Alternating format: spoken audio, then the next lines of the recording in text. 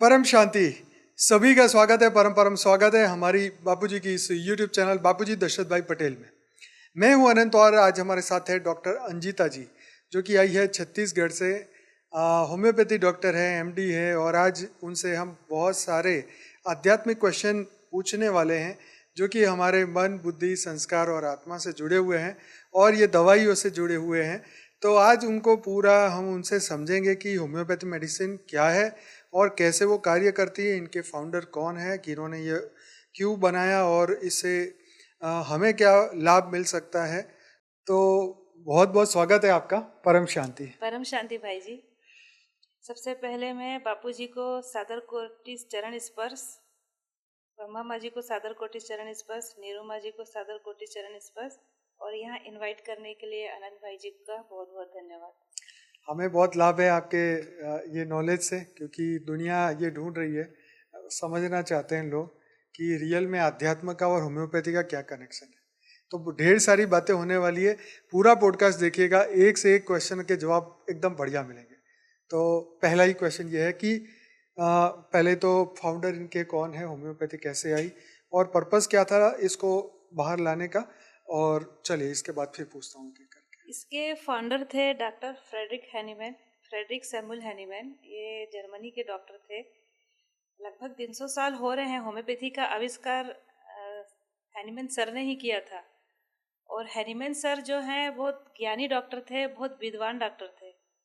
उनको सिर्फ अपने जो बोलते हैं भौतिक जगत का ही ज्ञान नहीं था, उनको आध्यात्मिक जगत का भी बहुत ज्ञान था। तो उन्होंने अपने टाइम की एमबीबीएस एमडी पढ़ाई की हुई थी, और उन्होंने एमडी एक नहीं 5-6 सब्जेक्ट से ज़्यादा सब्जेक्ट में उन्होंने एमडी की हुई थी। उन्होंने एमएस भी किया हुआ था। उनका सारा जीवन शोध, अनुसंधान और रिसर्च में निकला। और उन्होंने जो जीवन जिया है, जैसे बोलते हैं ना कि कठिनाई क्या होती है, गरीबी क्या होती है, और एक आदमी जब सत्य के राह पे चलता है तो उसमें क्या क्या सहन करना पड़ता है। तो उनका जीवन बहुत कठिनाइयों से भरा था, लेकिन जब होम्योपैथी का आविष्कार किया और उसके रिजल्ट आने शुरू हुए, तो अपने जीवन के उत्तरार्ध में, मतलब आफ्टर 55 ईयर, उनको बहुत सुपर सफलता मिलना शुरू हुई। और वहाँ के जो राजा थे एट दैट टाइम जर्मनी के, वो उनके उस समय अच्छा, डॉक्टर थे। ओके, तो जर्मनी से है ये जर्मनी से। और उन्होंने, मैं आपको बताते हुए मुझे बहुत खुशी हो रही है कि होम्योपैथी का आविष्कार उन्होंने आयुर्वेद से किया। ओह, तो आयुर्वेद जो हाँ, है, 300 साल पहले तो आयुर्वेद ही होगा। हाँ, आयुर्वेद ही सारी पैथियों की जननी है। तो उन्होंने इसको, आयुर्वेद को पढ़ने के लिए पूरा संस्कृत भाषा को उन्होंने वाह, स्टडी किया, वेरी नाइस। जर्मनी में रह के। फिर उन्होंने संस्कृत का पूरा जो आयुर्वेद का अध्ययन करते करते, फिर उनके दिमाग में बहुत कुछ मतलब विद्वान तो थे ही, और उनको 15 से 20 भाषाओं का ज्ञान था एट दैट टाइम। तो उनको उस समय कहा जाता था कि वो 10 सिर वाले डॉक्टर हैं, उनका ब्रेन इतना तेज चलता था। तो जब आयुर्वेद का अध्ययन किया, तो होम्योपैथी का आविष्कार किया, तो ये हमारे लिए, पूरे पृथ्वीवासियों के लिए एक वरदान है कि जो होम्योपैथिक चिकित्सा पद्धति है, it is not only physical medical treatment, ये आध्यात्मिक चिकित्सा पद्धति भी है, जिसमें आत्मा, मन और बुद्धि का भी इलाज किया जाता है। और इसके जितने भी जो ड्रग्स बने हैं और दवाइयाँ जो बनी हैं, उसका बेस ही है कि बीमारियों का रूट कॉज क्या होता है। जबकि एलोपैथिक चिकित्सा प्रणाली में बीमारी का जन्म क्यों हुआ, कहाँ से हुआ, इस पे ध्यान नहीं दिया जाता। और होम्योपैथिक में एक एक बीमारी के लिए कम से कम 200 से 800, कई बीमारियों के लिए तो 1000 उससे भी ज़्यादा दवाइयाँ हैं। तो ये सब किसके ऊपर डिपेंड है? ये सब मन, जो हमारा मन है। इसीलिए पूरा पेशेंट का पूरा हिस्ट्री लेते हैं 1 हाँ घंटा 2 घंटे में। तो मन जो है, मन हमारा जो बहुत सारे इमोशंस होते हैं उससे प्रभावित होता है। तो उसके अकॉर्डिंग जो हमारे शरीर में बहुत सारे प्रणाली है, डाइजेस्टिव सिस्टम है, नर्वस सिस्टम है, अपना यूरिनरी सिस्टम है, रिप्रोडक्टिव सिस्टम है, और कार्डियोवास्कुलर सिस्टम है, हमारे ब्रेन के न्यूरोट्रांसमीटर हैं, और बहुत सारे सिस्टम हैं। तो उनके जो मन में जो इमोशंस चलते हैं, मन में जो भाव ऊपर नीचे आते हैं, उसके कारण अलग अलग सिस्टम में उस एक्शन का क्या रिएक्शन आता है, उसके अकॉर्डिंग जो बीमारी होती है उसका होम्योपैथिक में ट्रीटमेंट होता है। इसलिए एक बीमारी की कई दवाइयाँ होती है, क्योंकि एक एक बीमारी के एक्शन के पीछे उस पेशेंट का क्या रिएक्शन आ रहा है तो उसके ऊपर डिपेंड रहता है। तो हिस्ट्री लेने का मतलब ये होता है कि पेशेंट को अपने बारे में ही नहीं पता होता है कि उसका मन अच्छा, उसका मन कैसे क्या किस चाहता पैटर्न है, से चल रहा हाँ है? किस पैटर्न से उसका मन चल रहा है, उसका ब्रेन किस पैटर्न में चल रहा है उसके। क्योंकि हमारे पास तो आम लोग आते हैं ना, जी, तो हम लोग एक सीबीआई इंस्पेक्टर की तरह इंक्वायरी करते हैं, पैथोलॉजिकल वे से ढूंढते हैं, एनाटॉमिकल वे से, साइकोलॉजिकल वे से ढूंढते हैं, और मतलब फैमिली हिस्ट्री लेते हैं और पास्ट हिस्ट्री लेते हैं। और जो महिलाएं रहती हैं तो कई बार उनकी बीमारियों के तह तक जाने के लिए प्रेगनेंसी हिस्ट्री तक ली जाती है कि बीमारी जब आई थी तो उसका मेन रूट कॉज क्या था। राइट। तो ये पूरा एक आध्यात्मिक विज्ञान भी है और ये पूरा भौतिक विज्ञान भी है। और डॉक्टर हैनीमैन ने कहा था it is a art and science. Homeopathic art भी है और साइंस भी है। तो होम्योपैथिक में वही लोग प्रैक्टिस कर सकते हैं जो आर्टिस्टिक टाइप भी होते हैं और जो साइंटिफिक ब्रेन भी रखते हैं। सिर्फ साइंटिफिक ब्रेन रखने वाला या सिर्फ आर्ट को ही समझने वाला होम्योपैथिक प्रैक्टिस नहीं कर सकता। होम्योपैथिक प्रैक्टिस करने के लिए मतलब बहुत गहन अध्ययन की जरूरत है। अच्छा, पेशेंट अगर आध्यात्मिक हो तो उसको ऊपर ट्रीटमेंट का असर जल्दी होगा, क्या होगा, क्या हाँ, फायदा? पेशेंट अगर आध्यात्मिक है तो उसके ऊपर असर जल्दी होता है, जल्दी क्योंकि हमारे होम्योपैथिक दवाइयों की जो पोटेंसी होती है वो अकॉर्डिंग टू मन के भाव, उसका ऑक्यूपेशन क्या है। जैसे मेंटल वर्क करते हैं, जैसे वकील है, डॉक्टर है, और मेंटल वर्क वाले बहुत सारे जैसे स्टूडेंट होते हैं, सीए हाँ, सब बहुत सारे। उनके लिए अलग मेडिसिन आती है। अच्छा, और जो फिजिकल वर्क करते हैं अच्छा, उनके लिए अलग टाइप की। और जैसे जो आर्मी में सोल्जर्स वगैरह होते हैं उनके जो, क्योंकि जो जिस फील्ड में वर्क कर रहा है तो उसके मन का पैटर्न वैसे ही सेट हो जाता है। अच्छा, तो उसके जो तो बॉडी, इसका मतलब लेबर जो हार्ड काम हाँ, करता है उनके लिए अलग टाइप उनके भी की अलग। मेडिसिन, पोटेंसी भी वैसी डिफरेंट होती है। इसके लिए और आपको पूरा जानना पड़ेगा वो पूरा व्यक्ति के बारे स्टडी करना पड़ता है थ्रू आउट अगर होम्योपैथिक में सक्सेस होना है। में। अदरवाइज लोग होम्योपैथिक की डिग्री लेते हैं और 99% लोग एलोपैथिक प्रैक्टिस करते अच्छा, हैं। हाँ, एलोपैथिक प्रैक्टिस करना आसान है। आसान है, ये तो है। गिव सब एंटीबायोटिक, सब विटामिन, सब इंजेक्शंस, आईवी फ्लूइड। और आपसे अगर वो बीमारी समझ में नहीं आ रही आप उसको रिफर कर दो सर्जरी के लिए। हम तो हाँ, पेप्टिक अल्सर, गैस्ट्रिक अल्सर ठीक करते हैं, हम तो गर्भाशय की ट्यूमर ठीक करते हैं, सोरियासिस ठीक करते हैं, ल्यूकोडर्मा ठीक करते हैं। पिट्यूटरी ग्लैंड का फंक्शन पूरा डिस्टर्ब रहता है, तो क्यों डिस्टर्ब है पिट्यूटरी ग्लैंड? मास्टर ग्लैंड है बॉडी की, तो डिस्टर्ब क्यों है? तो पूरे कॉज हिस्ट्री में जाते हैं तो बहुत सारी बातें निकल के आते हैं। वो कहीं ना कहीं से बहुत सफरिंग है उसको, तभी तो उसका पिट्यूटरी ग्लैंड डिस्टर्ब है। तो 2 पार्ट होते हैं, anterior pituitary gland, posterior pituitary gland. Anterior part disturb है तो स्किन का कलर बदल रहा है। तो ये सब बहुत गहन अध्ययन करते हैं। और सोरेसिस का भी किसी पैथी में कोई इलाज नहीं है, लेकिन हम लोग ठीक करके देते हैं। एपिलेप्सी का भी किसी पैथी में कोई इलाज नहीं। एपिलेप्सी तो बहुत हार्ड बीमारी है, पूरा ब्रेन न्यूरो ट्रांसमीटर, पूरा नर्वस सिस्टम का इसमें जो न्यूरॉन फायरिंग चलती है उसके कारण जो 2 से 3 मिनट के लिए पेशेंट जिस स्थिति से गुजरता है उसको कंट्रोल करने के लिए भी होम्योपैथिक में एक से एक दवा है। आनंद में रहने के लिए कौन सी दवा है? आनंद में रहने के लिए भी है, हमारे काली ग्रुप की बहुत अच्छी अच्छी दवाइयाँ। अच्छा, इससे खुश रहेगा बंदा। हाँ, खुश, क्योंकि देखो आनंद में आप तभी रह सकते हो जब आपका ब्रेन शांत हो। हाँ, ठीक है। ब्रेन में 100 अरब कोशिकाएं होती हैं, अच्छा, है ना, 100 100 अरब। और उसमें उतने ही न्यूरॉन्स होते हैं, उतने ही नर्व होते हैं। अब उनकी देखो इतनी फायरिंग चल रही है, अगर आपका ब्रेन पॉजिटिव डायरेक्शन में वर्क नहीं कर रहा है तो अब तो अशांत रहोगे ही। और आजकल की परिस्थितियां ऐसी हैं, इतने तनाव में इंसान गुजर रहा है कि कुछ भी कर लो।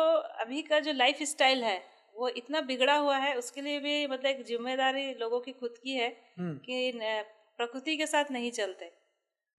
तो ब्रेन का जो है मतलब सेल्स शांत नहीं है, न्यूरॉन शांत नहीं है, तो न्यूरोट्रांसमीटर का सिक्रेशन बिगड़ा हुआ है, तो हार्मोनल लेवल बिगड़ा हुआ है, तो उसके अकॉर्डिंग भी मेडिसिन मन का होती है। असर तन पर। हाँ, सीधी सी बात है सीधी सी बात है कि मन का असर तन पे होगा ही। अगर आपका मन खुश है तो हार्मोन सिस्टम पूरा खुश है। अच्छा। है ना, हैप्पी हार्मोन का सिक्रेशन हो रहा है अगर मन खुश है तो। जब हैप्पी हार्मोन का सिक्रेशन हो रहा है तो ब्रेन की सेल भी शांत है, तो कोई बीमारी हो ही नहीं सकती। तो मन ही सारे खुशी का और सारे गम का कारण है। नहीं, आनंद में रहने के लिए विदाउट दवाई कौन सा रास्ता बताएंगे आप? आनंद में रहने के लिए विदाउट मेडिसिन तो मैं यही बोलूंगी कि सबको योग करना चाहिए। वेरी योग, नाइस।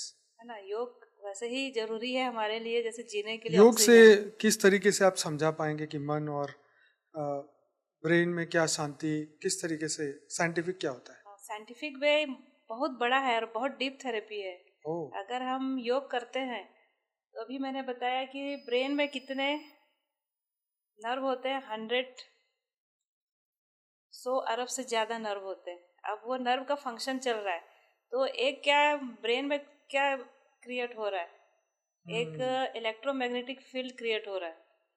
तो ब्रेन का जो इलेक्ट्रोमैग्नेटिक फील्ड क्रिएट हो रहा है तो उसको साइंस जो साइंटिफिक लैंग्वेज में बोलते हैं कि तरंगें निकल रही हैं ब्रेन से, अल्फा बीटा थीटा गामा, इस टाइप की तरंगें निकल रही हैं। तो ये तरंगें जितनी स्पीड से निकलती हैं तो इंसान का मन उतना उत्तेजित होता है, और ब्रेन की तरंगें जितनी कम निकलती हैं, जितनी शांत रहती हैं, तो इंसान का मन उतना शांत रहता है क्योंकि ब्रेन शांत है। तो ब्रेन के अंदर नर्व सेल है, उसके अंदर अपना लिम्बिक सिस्टम है, और लिम्बिक सिस्टम जो होता है ब्रेन का वो बहुत ही मतलब इम्पोर्टेंट पार्ट है। लिम्बिक सिस्टम के अंदर हाइपोथैलेमस होता है, उसके अंदर एमाइगडेला होता है, उसके अंदर हिप्पोकैम्पस होता है। तो हिप्पोकैम्पस जो है मेमोरी सेंटर है। अगर आपका ब्रेन शांत है, मन खुश है, तो आपका हिप्पोकैम्पस सेंटर बहुत अच्छे से काम कर रहा है। तो शॉर्ट टर्म मेमोरी और लॉन्ग टर्म मेमोरी आपको बहुत बढ़िया वर्क करती है। तो आप अच्छे स्टूडेंट हो सकते हैं, अच्छे वक्ता हो सकते हैं। तो मेमोरी का तो बहुत ही बड़ा रोल है अपने आध्यात्मिक जीवन में भी सफल होने के लिए और भौतिक जीवन में भी सफल होने के लिए। और एमाइगडेला जो है उसमें तो पूरी नकारात्मक भावनाओं का सेंटर वही होता है। अच्छा। फियर है, स्ट्रेस है, ग्रिफ है, बदला लेने की भावना है, बेड सेक्सुअल बिहेवियर है, रेज है, फ्यूरी है, जैसे बोलते नहीं कि उसने गुस्से में आके मर्डर कर दिया, तो इसी सेंटर का बहुत बड़ा हाथ होता है। तो योग करने से क्या होता है, ये वाला सेंटर छोटा होते जाता है। अच्छा। ये कॉमन मतलब वेरी कॉमन, नाइस। हाँ नहीं सबको मालूम है। तो आजकल तो ब्रेन के ऊपर इतना रिसर्च हो गया है कि याद नहीं रहता ना। इसकी दवाई खानी पड़ेगी। नहीं, योग करने से ये वाला पार्ट छोटा होते जाता है और इसका जो कनेक्शन है ना ब्रेन के बाकी हिस्सों से कट होते जाता है। तो इससे जो नकारात्मक इम्पल्स जा रहे हैं अपने हाइपोथैलेमस के थ्रू जा रहा है पूरे ब्रेन में इम्पल्स, तो जो फ्रंटल कॉर्टेक्स होता है वहाँ से फिर अपने पीछे जो हाइंड ब्रेन है उससे पूरे नर्वस सिस्टम में जा रहा है। तो इसका जब कनेक्शन ऑफ होता है ब्रेन के अलग पार्ट से, तो जो नकारात्मक भावना है वो नहीं फैल रही ब्रेन में, तो वो सिग्नल नहीं जा रहा है। फिर सिंपैथेटिक नर्व और पैरासिम्पैथेटिक नर्व के थ्रू सिग्नल नहीं जा रहा है बॉडी में, तो आदमी फिर शांत। तो ये योग का बहुत बड़ा एक वरदान है कि आप योग करेंगे तो आपको नकारात्मक भावनाओं से बहुत जल्दी छुटकारा मिलेगा। Very nice. और आप योग करेंगे, हम्म। करना चाहिए, तो मेमोरी पावर बहुत बढ़ती है। अच्छा। स्वामी विवेकानंद की मेमोरी पावर बहुत अच्छी थी। वो तो जैसे 10,000 पेज की बुक को बस ऐसे देखते थे, उनको 2 घंटे में याद हो जाता था। अच्छा। Very nice. हाँ, तो क्यों? क्योंकि उनका हिप्पोकैम्पस बहुत स्ट्रांग था, तो वो योग करते थे ना। और फ्रंटल कॉर्टेक्स में मेमोरी सेंटर होते हैं, स्पीच सेंटर होते हैं।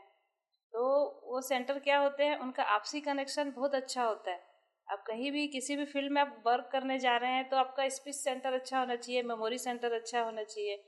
और बिहेवियर जैसे अपने समाज में जा रहे हैं तो हमको क्या बिहेवियर करना है, तो उसका सेंटर भी वही रहता है।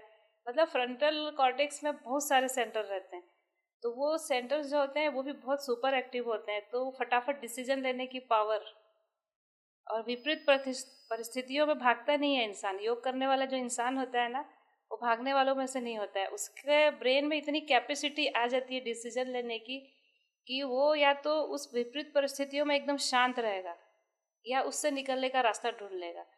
बाकी आम आदमियों की तरह लड़ाई झगड़ा नहीं करेगा, किसी का मर्डर नहीं करेगा, किसी का मतलब जो भी है।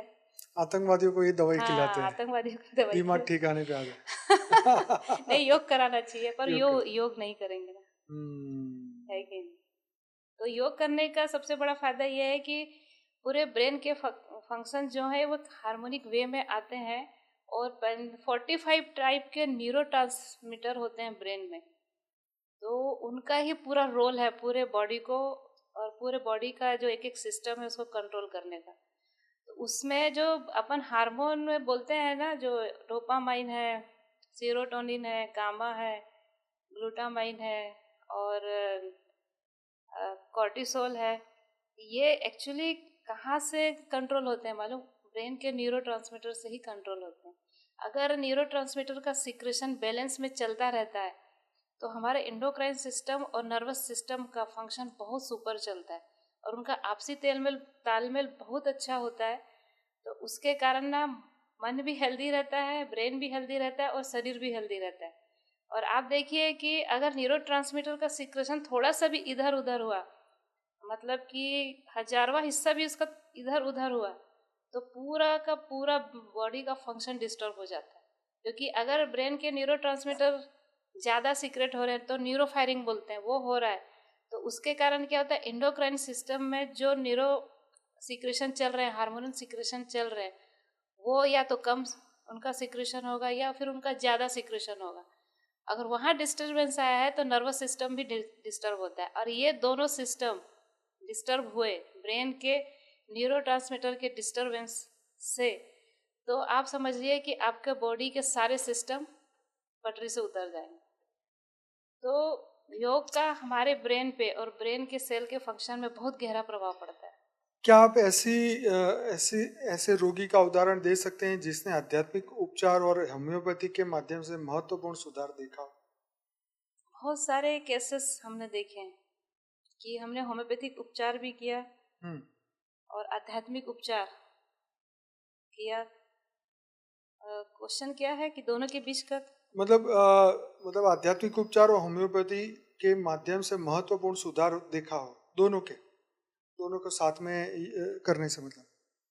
देखिए, होम्योपैथी एक डॉक्टर के पास कोई पेशेंट आता है ना, तो वो सिर्फ उसके ना फिजिकल सिम्टम को नोट नहीं करता है। हम्म। वो केस टेकिंग जब हम लोग लेते हैं तो हम लोग पहले तो उसके प्रेजेंट जो कंप्लेन होते हैं वो लेते हैं, हम्म। उसके बाद फिर हम लोग उसके फैमिली हिस्ट्री में जाते हैं, फिर उसके पास्ट हिस्ट्री में जाते हैं, और मैंने कहा जैसे महिलाएं हैं तो उनकी प्रेगनेंसी हिस्ट्री में जाते हैं।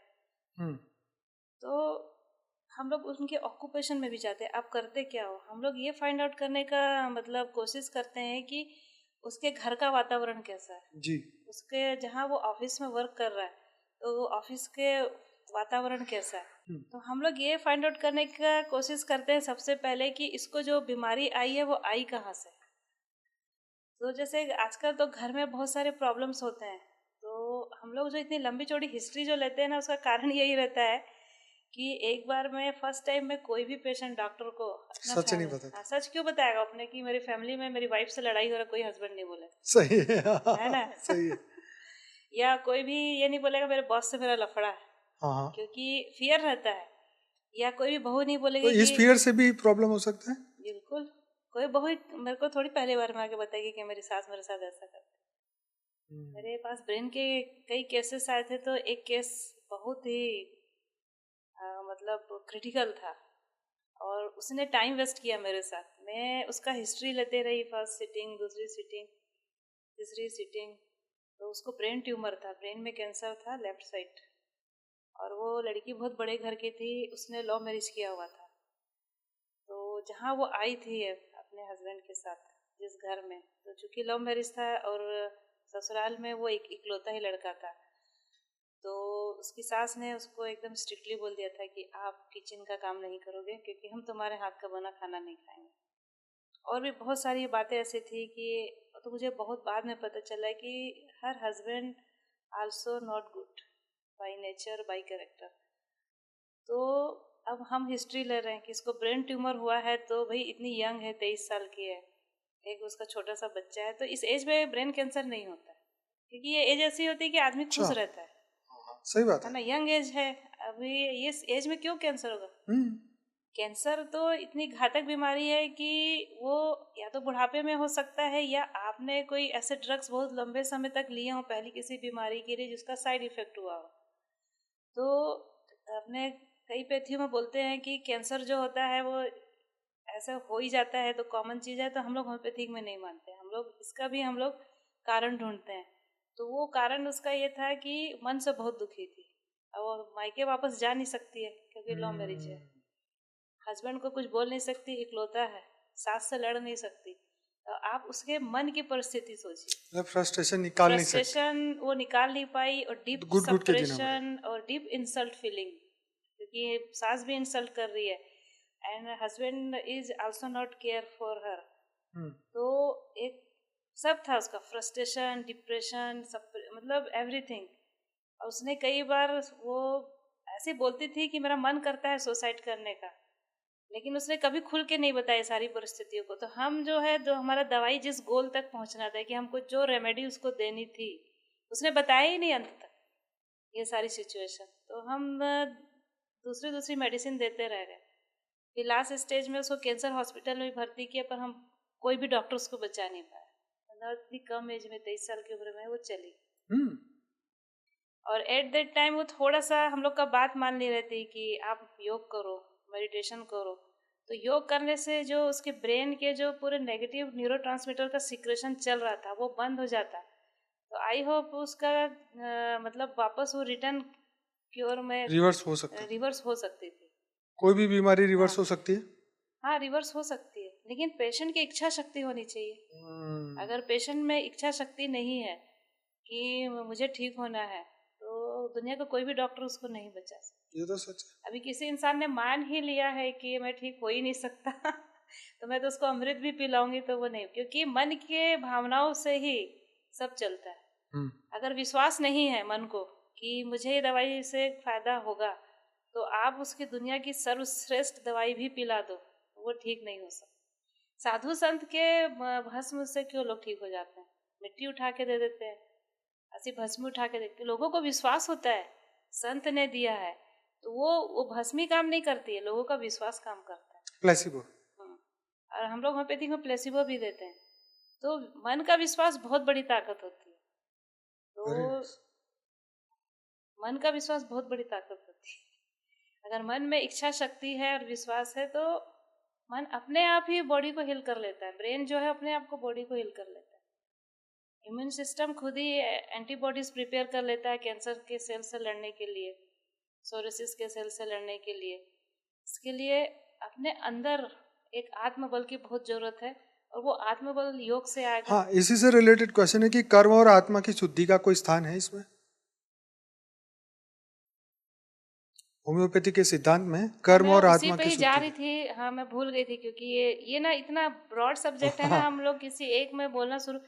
देखिए, होम्योपैथिक में कर्म और शुद्धि का स्थान ऐसा होता है कि जब हम पूरा केस टेकिंग कर लेते हैं, तो we are giving some medicine, हम उसको कुछ दवाई दे रहे हैं। अब हमको समझ में आ गया इसका लाइफ स्टाइल ऐसा है, अब प्रॉब्लम कहाँ है, तो उस इस हिसाब से हम उसका आहार विहार सेट करते हैं, उसकी दिनचर्या सेट करते हैं। अच्छा। और उसमें हम उसको बोलते हैं कि आप जिस भी धर्म के हो, तो अपने ईश्वर की आराधना करो, आप योग करो, प्राणायाम करो। तो उसको दवाई देने के साथ ये सजेशन देते हैं। और कोई समझदार पेशेंट होता है, जैसे हमको लग रहा है ये समझ जाएगा, तो हम उसको समझाते हैं कि आपको ये जो बीमारी आई आपके कर्मों से आई, या तो इस जन्म के या पिछले जन्म के कर्मों से। तो आप इसको कैसे डिजॉल्व करोगे? तो आप अच्छे वर्क करिए, लोगों की हेल्प करिए, सबके लिए अच्छा सोचिए, है ना, चैरिटेबल करिए, इस हिसाब से समझाते हैं। तो हमारे होम्योपैथिक में पूरा सेट तैयार करके ही दिया जाता है। आत्मा के बारे में क्या कहती है होम्योपैथी? हाँ, आत्मा के बारे में होम्योपैथिक हमारे डॉक्टर सैमुअल फ्रेडरिक हैनीमैन तो बहुत ज्ञानी थे, ज्ञानी संत ज्ञानी संत डॉक्टर थे। उन्होंने, देखिए, आयुर्वेद का रिसर्च किया, तो उन्होंने आत्मा को आत्मा नहीं कहा, क्योंकि वो जर्मनी के थे। अगर वो वहाँ के लोगों को बोलते कि तुम्हारी आत्मा बीमार है, तो वहाँ के लोग तो मानते ही नहीं। क्योंकि भारत तो ऐसा देश है कि यहाँ अध्यात्म तो लाखों साल से चल रहा है, लेकिन फॉरेन में तो अध्यात्म अभी तक पहुंचा ही नहीं है। थोड़ा सा पहुंचा होगा तो लोग ABCD ही जानते हैं, अभी XYZ में पहुंचे नहीं है। अब इसकी महानता देखिए हैनीमैन सर की। उन्होंने वहाँ के लोगों को समझाने के लिए कहा कि तुम्हारे शरीर में एक वाइटल फोर्स है, ओ तो वो वाइटल फोर्स जब डिस्टर्ब होता है तो आप बीमार पड़ते हो।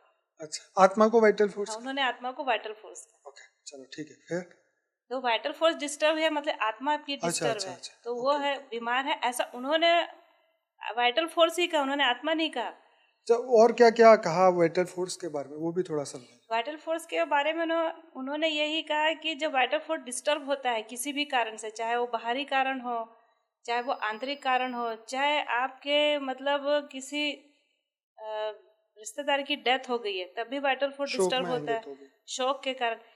या सबसे ज्यादा कैसे डिस्टर्ब होता है, सॉरी बीच बीच में पूछ नहीं, लेता हूँ, पूछिए पूछिए। सबसे ज्यादा कैसे डिस्टर्ब होता है? सडन शॉक, हाँ, सडन आघात लग शॉक, जाता है। आघात जो एकदम अचानक से लगता है कि अच्छा आकस्मिक। ऐसा हो गया। हाँ, हाँ, आकस्मिक जैसे नहीं होता है कि आपने परिवार में। सबसे डेंजर केस कौन सा देखा है आघात का अभी तक?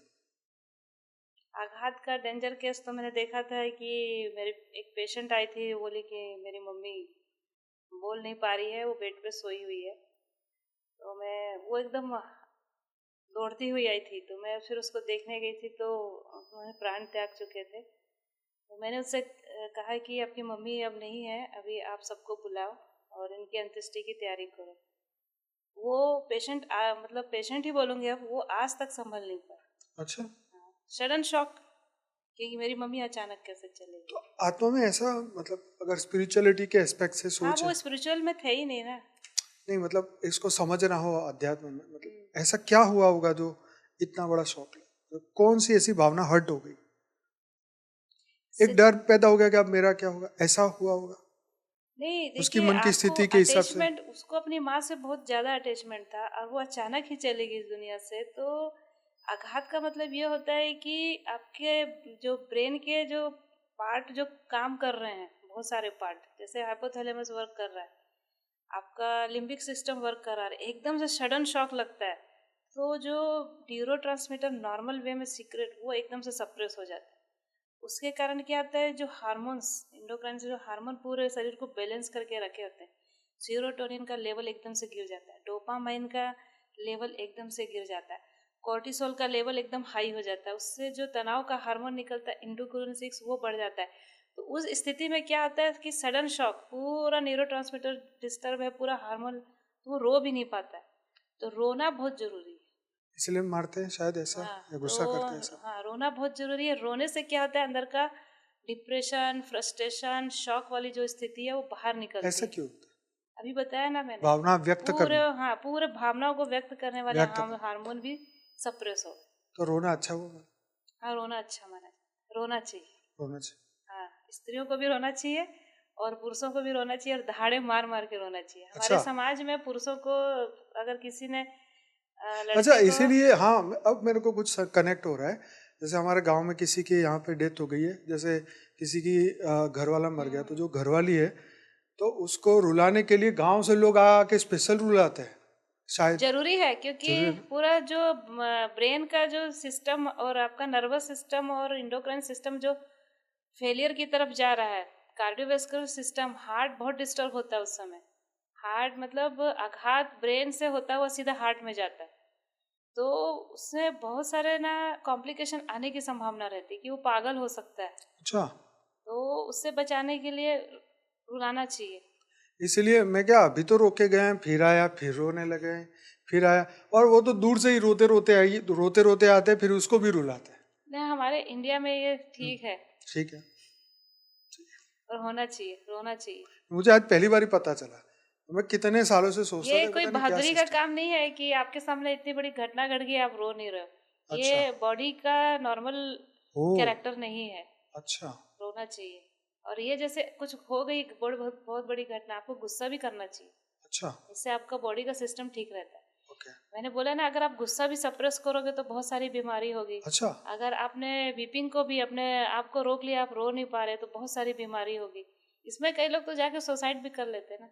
अच्छा। आजकल के बच्चे फेल होते हैं, तो बहुत बहुत हाँ, बहुत। व्यक्त नहीं कर पाते अपनी भावना को, तो क्या करते हैं, अंदर पूरा हार्मोन सिस्टम बिगड़ा हुआ है, डोपामाइन का सिक्रेशन तो लेवल कम है। आपका कहने का मकसद ये है कि जो सुसाइड करने वाला होता है उसके अंदर ये चीजें हो रही है। चीजें होती रहती है कि उसका पूरा जो हार्मोन है वो पूरा डिप्रेशन, ये सीरोटोनिन लेवल बहुत बहुत कम हो जाता है। वो इतना डिस्पायर, इतने निराशा वाली स्थिति में होता है कि वो अपने आप को भी टाइम नहीं देता कि मैं सिचुएशन से बाहर निकलूं, जाके सुसाइड कर लेता। ये युवाओं में बहुत हो रहा है सुसाइडल टेंडेंसी। तो जैसे हम आघात की बात कर रहे थे, या फिर क्या होता है उल्टा कि कुछ सिचुएशन आई तो अब युवा है तो उसका सडन एकदम जैसे प्यार में लोग वो फेल हो जाते हैं, उनको क्या, उनके लिए क्या? पूरा वही हार्मोन सिस्टम फेल होता है, ब्रेन का क्योंकि आजकल न्यूरोट्रांसमीटर। लोगों का ये सबसे ज्यादा प्रॉब्लम हाँ, है, तो जवान बच्चों का। ब्रेन का जो हार्मोन न्यूरोट्रांसमीटर है और जो इंडोक्राइन का हार्मोन सिस्टम है, they are very connected to each other. उनको अगर क्या करना चाहिए जो जिनका ब्रेकअप हो जाता है? उनको ही रोना चाहिए? हाँ, इनको तो मैं यही सलाह दूंगी कि आपकी अभी उम्र नहीं है सब चीजों में जाने की। अच्छा, आपको 25 साल तक ब्रह्मचर्य का पालन करना चाहिए। राइट। आप पहले अपने लाइफ का एक अच्छा एम बनाइए कि मुझे बनाइए। उस एम तक जाना है। आप उस एम के लिए मरिए ना। मैं तो मेरे क्लिनिक में आते हैं ऐसे लोगों को तुम भगा देती हूँ। अच्छा, तुम 4 पिक्चर देख के और 4 फिल्मी गाने, सही बोल रही हूँ भैया, हाँ सच बात नेचुरल है है, 4 जी। पिक्चर देख के 4 फिल्मी गाने सुन के तुम हाँ, ऐसे इंसान के पीछे पागल हो गए। तुम्हारे माँ बाप ने तुमको पैदा किया, इतना खर्चा किया, उनकी जिम्मेदारियों को तुम नहीं समझ रहे हो। अभी 2 दिन से तुम्हारी जिसके लिए दोस्ती हुई है, तुम उसके लिए इतने जिम्मेदार हो गए कि अब वो तुम्हारे मना कर रही है, मना कर रहा है, वो कुछ भी करे तो तुम जाके सुसाइड करोगे। तो ये एज ए डॉक्टर भी मैं लोग को ना थोड़ा समझाती हूँ और सोटी डांटती वोटी भी हूँ। रखते हो कि नहीं? है सोटी वोटी रखते हो कि नहीं? नहीं, कई बार तेरे तो माँ मैं, बाप हाँ कई बार तो मारे उससे पहले मैं 1-2 मारूंगा। नहीं, युवाओं को समझना चाहिए कि आपको अभी जो युवावस्था मिली है वो एक बहुत बड़े गोल को कंप्लीट करने के लिए मिली है। वो तो खैर आध्यात्म में तो बहुत बड़ी बात है, हम्म। लेकिन ये चीजों में मतलब आज का जो युवा है वो तो जा ही रहा है, हर दिन उनके साथ ये चीजें हो रही हैं। और कॉमन हो अब गया है, अभी वो कुछ समझना ही नहीं चाहते। वायुमंडल, वातावरण इतना खराब है कि अभी हमारे जैसे अच्छे डॉक्टर भी अभी सोचते हैं कि क्या समझाना, ये सच है। क्योंकि वो नहीं समझते हैं। और फिर बाहर निकलो तो फिर बहुत कुछ नेगेटिव, बहुत सारी घटनाएं हो भी जाती हैं। कई डॉक्टरों ने समझाया, कुछ किया, तो फिर हम लोग शांति से अच्छा। समझाते हैं।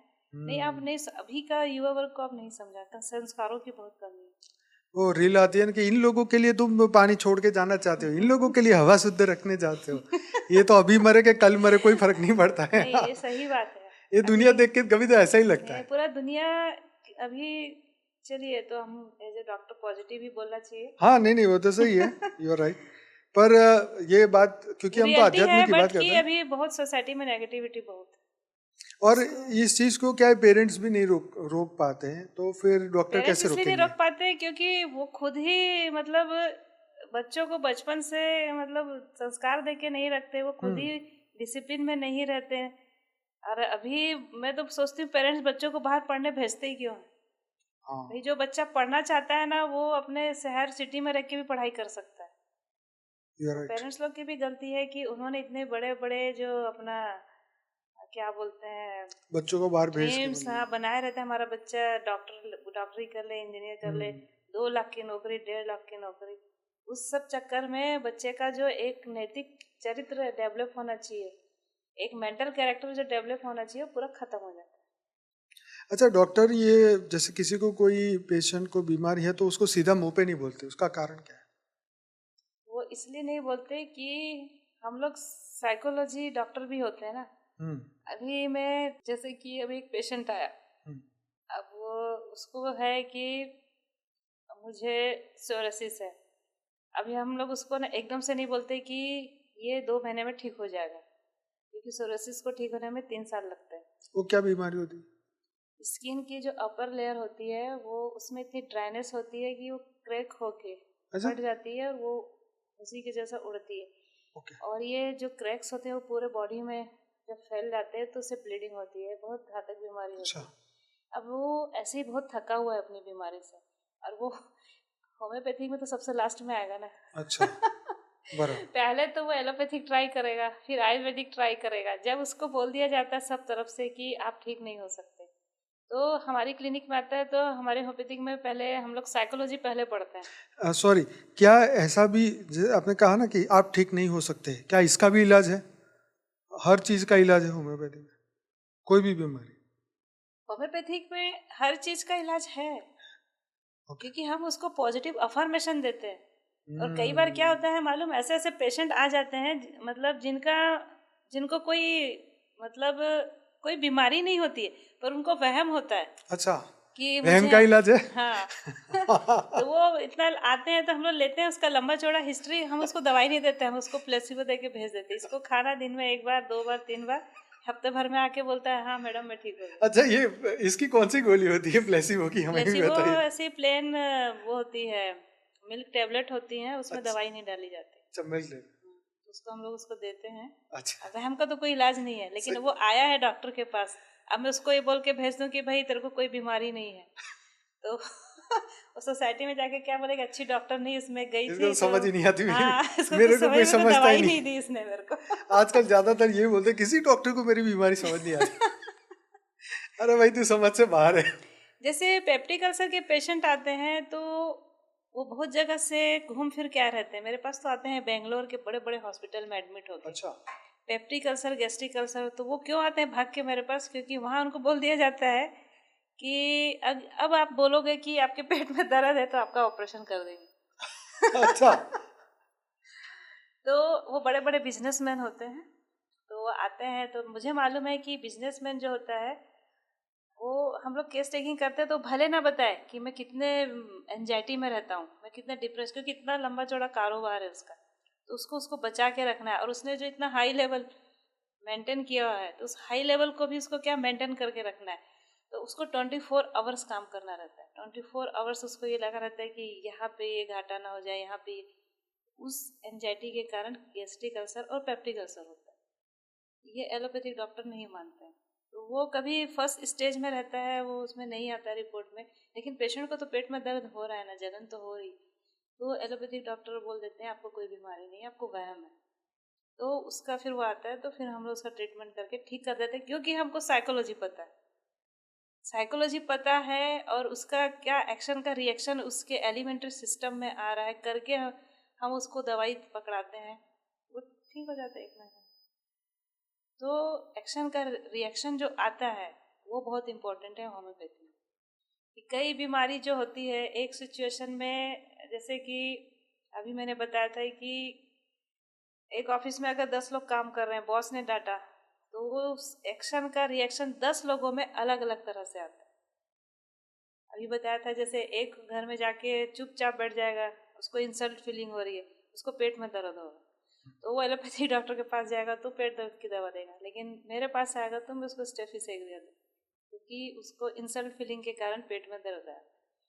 दूसरे को वो आप सीवियर फीलिंग हेडेक, के हिसाब से दवाई हाँ, देते अब दूसरे को सीवियर हेडेक हो रहा है, वो एलोपैथी के पास भी नहीं जाएगा, वो सेरिडोन खा लेगा, लेकिन हेडेक ठीक नहीं हो रहा है, तो फिर मेरे पास आएगा, तो फिर मैं उसका फिर केस टेकिंग शुरू करूँगी, अच्छा ऐसे अच्छा वैसे, ऑफिस में कुछ हुआ था क्या, हाँ मेरे बॉस ने बहुत, बस हम लोग फिर वहीं पकड़ते, बॉस ने डांटा था तब से हेडेक है क्या, हाँ मैडम तब से हेडेक, तब हम उसको फिर हेडेक की दवा अपने इससे निकाल के देते हैं।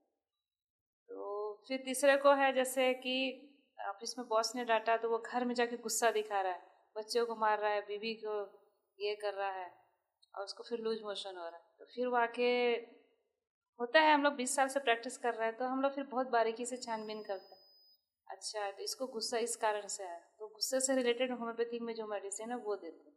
कितनी दवाई होती है गुस्से से रिलेटेड? अलग बहुत अलग टाइप के सारी है, गुस्से? बहुत सारी दवाई है, 10, 20, क्योंकि 50? गुस्से से रिलेटेड है ना, तो गुस्से के कारण ना कौन सा सिस्टम आहत हो रहा है, अच्छा, फिर वहाँ जाना पड़ता है ना, इसलिए होम्योपैथी इज नॉट इजी, बहुत डीप थेरेपी है, और इसमें वही टिक सकता है, मैंने कहा ना, जिसको आर्ट का भी ज्ञान हो, जिसको साइंस का भी ज्ञान। और हमारे जो जर्मनी के जो सर थे हैनीमैन, उनको तो सारा ज्ञान था, मेरे को लगता है साइंस का भी ज्ञान था और अध्यात्म का भी ज्ञान था। रिएक्शन का, आप जो कहते हैं ना एक्शन का रिएक्शन, अगर ये ऐसा रिएक्शन देता है तो उसकी दवाई अलग, ये अगर ऐसा रिएक्शन देता है उसकी दवाई उसकी अलग, दवाई अलग, और वो रिएक्शन नहीं देता है तो उसकी दवाई अलग। उसकी दवाई अलग। वो कोई रिएक्शन नहीं दे रहा है तो मतलब कि उससे भी तो ब्रेन शून्य हो रहा है ना उसका, ओ, उसकी भी दवाई आती है, क्योंकि एक्शन का रिएक्शन आना चाहिए। मैंने अभी कहा ना कि कोई घटना घट गई है, तो आपको अगर वो रोने वाला सिचुएशन है तब रोइए, गुस्से वाला सिचुएशन है तब गुस्सा करिए, वो नॉर्मल वे में होना चाहिए। पर ज्ञानी और योगी हो तो वो तो इससे ऊपर निकल चुका है फिर। ज्ञानी और योगी आम इंसान नहीं बन सकते, ज्ञानी और योगी बनने के लिए तो कई जन्मों का सफर तय करना होता है। वो तो सही है। तो सभी ज्ञानी और योगी नहीं बन सकते। ये मैं तो बोलती हूँ 1 लाख, 1 लाख भी नहीं, 10-50 लाख में एक दो आत्मा ही योगी बनने का प्रयास करती है ना। तो एक दो योगी के लिए तो हम लोग प्रैक्टिस नहीं करेंगे ना। हम लोग तो जो जनरल जो पब्लिक है जनरल उनके लिए प्रैक्टिस कर रहे हैं। सच बात है। तो ये है, तो योगी बनना सबके बस की बात नहीं। आपने अभी तक 20 साल में कितने लोगों को चेक किया होगा एज ए पेशेंट? कितने? 10, 20, 50 अरे हजार, लाख, 2 लाख? मेरे तो मेडिकल कैंप्स इतने लगे अच्छा, हैं। कैंप में? हाँ मेरे हाँ। को लगता है 50-100 लाख नहीं, करोड़ों पार होना चाहिए। अच्छा। हाँ, हम लोग तो बहुत बड़े लेवल पे मेडिकल कैंप लगाते थे, तो पूरी टीम बहुत पेशेंट 20 साल में तो नहीं। हाँ, 50 लाख हो जाए, बहुत बड़ी बात है। काउंट नहीं किया और मैं निरंतर काम की हूँ। और मैंने पहले ही कहा था कि अध्यात्म का मुझे ज्ञान है, तो सेवा भाव से भी बहुत करती हूँ, बहुत पेशेंट। इसलिए मतलब ऊपर वाले की कृपा है कि आइडिया हो जाता है उसकी आइडिया हो बातों जाता से है। कि हाँ, बॉडी लैंग्वेज देख के दवाई समझ में आ जाता है। अभी तो पेशेंट लोग बोलते हैं मैडम आजकल ज़्यादा क्यों नहीं पूछते हो, फिर पूछना पड़ता है क्योंकि अब उनको ये मैं बोलूँगी मेरे को एक्सपीरियंस हो गया, तो दे आर नॉट अंडरस्टूड। हाँ, ये बात भी तो आपको ना एक क्वेश्चन पेपर हाथ में देने का, फटाफट इसके जवाब बोल। मेरी एनर्जी वेस्ट है कर, चल ये पकड़ प्रश्न, जवाब दे फटाफट, मैं सुन रही हूँ। नहीं, केस टेकिंग इसलिए जरूरी है क्योंकि मैं बताऊँ, केस टेकिंग करने से ना सामने वाले का फ्रस्ट्रेशन निकल जाता है। अच्छा क्योंकि एलोपैथिक डॉक्टर तो सुनता ही नहीं है। अच्छा, ऐसे कौन से क्वेश्चन, ये भी बता दो, घर ये लोग सुनते सुनते अपना ही दिमाग ठीक कर ले। ऐसे कौन से क्वेश्चन आप पूछते हैं ताकि लोग अपने मन में बोल बोल के ठीक हो जाए घर में? अभी जैसे कोई भी पेशेंट आता है, जर्नल वे में हम लोग जो क्वेश्चन करते हैं, तो प्रेजेंट पूरा कंप्लेन उसका ध्यान से सुनना पड़ता है। ठीक है। कंप्लेन इसलिए सुनना पड़ता है क्योंकि अगर वो कंप्लेन बताते जाता है तो आप मान के चलिए, जैसे जैसे वो कंप्लेन खत्म करने की डायरेक्शन में जब एंड होने वाला रहता है, उसका पूरा जो बॉडी का सिस्टम है वो हार्मोनिक वे में आना शुरू होता है। क्यों? कोई सुन तो रहा है, कोई समझ तो रहा है। ये बहुत बड़ा साइकोलॉजिकल इफेक्ट है केस टेकिंग। आजकल एक मजाक का भी चलता है कि हम आपकी आधा घंटा सुनेंगे, 500 रुपया हमारा चार्ज है। आपको क्या लगता है? नहीं, चार्जेस तो मैं ज्यादा नहीं रखी हूँ। नहीं मतलब मैं एक मजाक की बात कर रहा हूँ कि अगर इस तरीके से अगर कल को दुकान खुलने लग जाए, आपका दुख यहाँ सुना जाता है, तो क्या वाकई में मनुष्य में थोड़ी शांति आएगी? नहीं, ऐसे नहीं आएंगे लोग। अच्छा, क्यों? ऐसे उनको ऐसा लगेगा कि मैं वहाँ जा रहा हूँ, ये लिखा है, तो बाकी सब लोग समझ जाएंगे दुखी है। अच्छा अच्छा। तो तो हाँ, कौन तो अपने कौन कौन से और क्वेश्चन है, मुझे ये इंटरेस्ट है, क्या क्या मतलब आप पूछेंगे उनसे? बहुत कॉमन क्वेश्चन है, जैसे कि अब प्रेजेंट कंप्लेन ले लिए, अब उसको जैसे अब हेडेक है, चाहे पेट में दर्द है, कहीं भी है, तो हम लोग फिर उसको फिजिकल क्वेश्चन पहले पूछना शुरू करते हैं कि तुमको खाने में क्या पसंद। अच्छा, खट्टा ये पसंद भी है? ये भी हाँ, खट्टा पसंद है, मीठा पसंद है, मतलब टेस्ट पूछते हैं। फिर उसका उससे हमको ना उसके डाइजेशन की पूरी हिस्ट्री पता चल जाती है। ओह अच्छा। उसके बाद फिर हम उसका फिजिकल जो नॉर्मल होता है, आपकी स्लीप कैसी है, ओके। आपका स्टूल कैसा है, आपका प्रेस्पायरेशन कैसा है। फिर हम लोग ना मेंटल सिम्टम में जाते हैं, तो मेंटल सिम्टम शुरुआत ही वहीं से करते हैं कि स्टूडेंट है तो क्या स्टडी कर रहे हो, और अगर आप व्यापारी हो तो क्या व्यापार कर रहे हो। तो फिर उससे रिलेटेड क्वेश्चन हम लोग सेट करते हैं। अच्छा, टेंशन रहता होगा ना आपको? हाँ, स्टूडेंट है तो घर में उसका क्या स्टडी का लेवल है, वो कोचिंग में जा रहा है तो वो फिर वो कौन से सब्जेक्ट में अच्छा है, उसके परसेंटेज कितने हैं। फिर हम उससे धीरे से अच्छा पूछते हैं, स्कूल में किसी टीचर से डांट पड़ी क्या। तो अच्छा। इतनी देर क्वेश्चन करते करते वो थोड़ा फ्री हो जाते हैं ना, तो फिर वो बताते हैं हाँ इस मैडम ने डांटा। तो देखो साइकोलॉजी वहीं पे काम आती है ना, कि वहाँ पे उसका जैसे कई आते हैं मेरे पास बच्चे बहुत इंटेलिजेंट होते हैं, और वो क्यों आते हैं, उनको सिर दर्द और उनको नींद क्यों नहीं आती, क्योंकि अब उनके मार्क्स 4% कम हो गए, और अभी की सोसाइटी ऐसी है। तो बच्चों के लिए आप क्या कह रहे थे कि बच्चों को स्पेशल क्वेश्चन पूछे जाते हैं? बच्चों के लिए इसलिए ध्यान देना पड़ता है कि अभी की सोसाइटी में कंपटीशन बहुत ज़्यादा है, और जो बच्चे आते हैं वो उनको क्या डिप्रेशन रहता है कि हमारे मार्क्स थोड़े कम हो गए। ध्यान में इसलिए देती हूँ कि अभी हम आसपास देखते हैं कि कई बच्चे सिर्फ इसलिए जाके सुसाइड कर लेते हैं कि उनके मार्क्स कम आए, तो उनके दोस्त उनका मजाक उड़ा रहे हैं, पेरेंट्स उनको डांट रहे हैं, टीचर्स बोल रहे हैं कि तुम्हारे मार्क्स इतने कम क्यों आए। तो फिर उनका हम मतलब मैं अपनी रिस्पॉन्सिबिलिटी समझ के पूरा केस टेकिंग लेती हूँ। फिर मैं ऐसी दवाई सेट करती हूँ कि उसका जो न्यूरोट्रांसमीटर डिस्टर्ब है, जो उसका हार्मोन डिस्टर्ब है, डोपामाइन का लेवल कम हो रहा है, सीरोटोनिन का लेवल कम हो रहा है, और उस एक्शन के कारण उसके बॉडी के जिस जिस हिस्से में रिएक्शन आ रहा है तो उससे रिलेटेड मेडिसिन चलाते हैं और उसको हम लोग नॉर्मल वे में लाते हैं।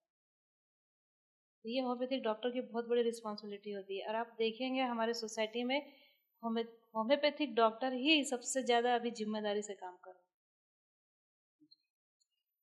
अच्छा, अब मुझे ये बताइए कि आप ऐसी लाइफस्टाइल और ऐसा जीवन का उपाय बताइए, आध्यात्मिक का उपाय बताएं कि किसी को डॉक्टर के पास ही जाना ना पड़े। सबसे पहले आप प्रकृति के साथ जीना सीखिए। ओके। आप प्रकृति के खिलाफ जाके जीना शुरू जिस दिन करते हैं उसी दिन से आपका फॉल डाउन शुरू हो जाता है। ओके। आप सुबह कोई भी उम्र में?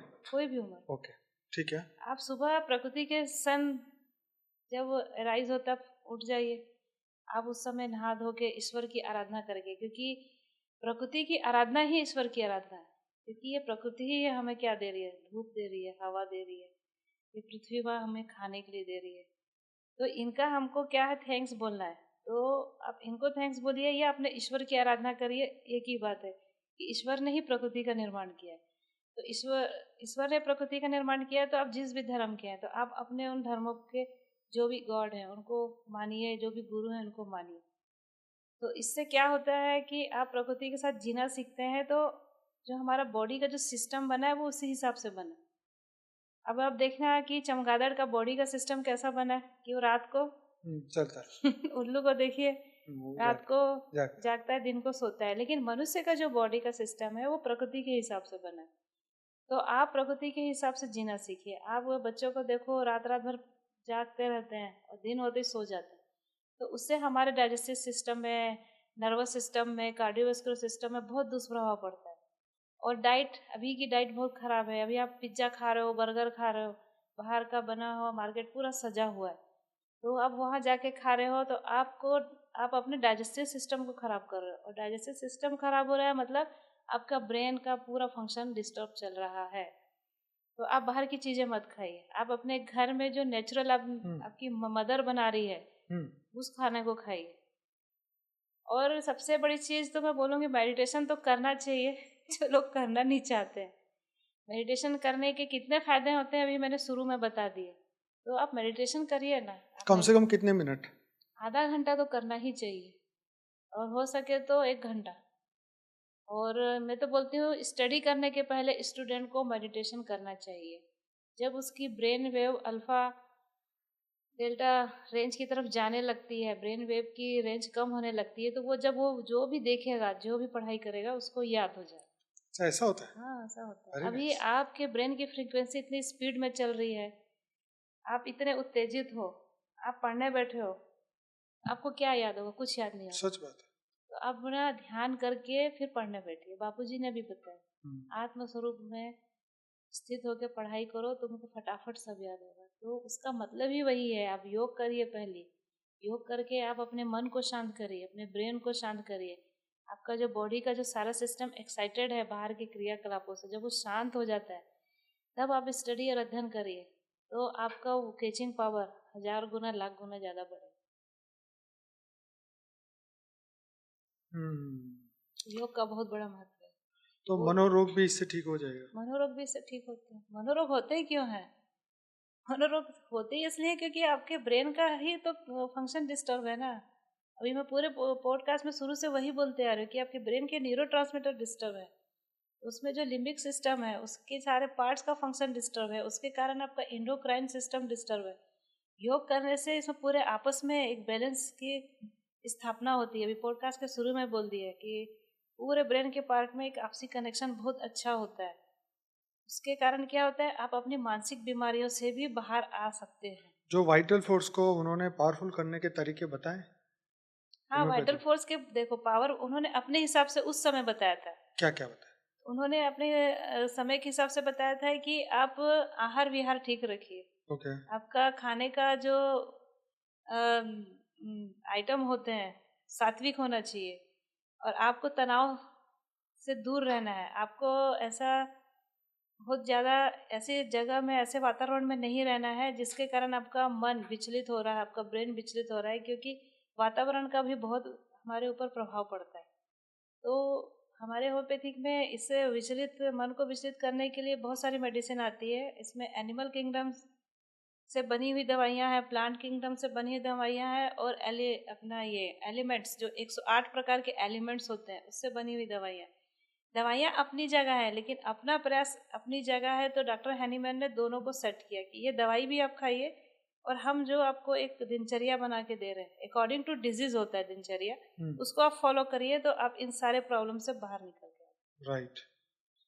बहुत बढ़िया आपने जो भी आज जानकारी दी है, ये एक सामान्य मनुष्य को ये सब जानना, सुनना, समझना बहुत ज़रूरी है, ताकि वो अपने जीवन को और आसान बनाए।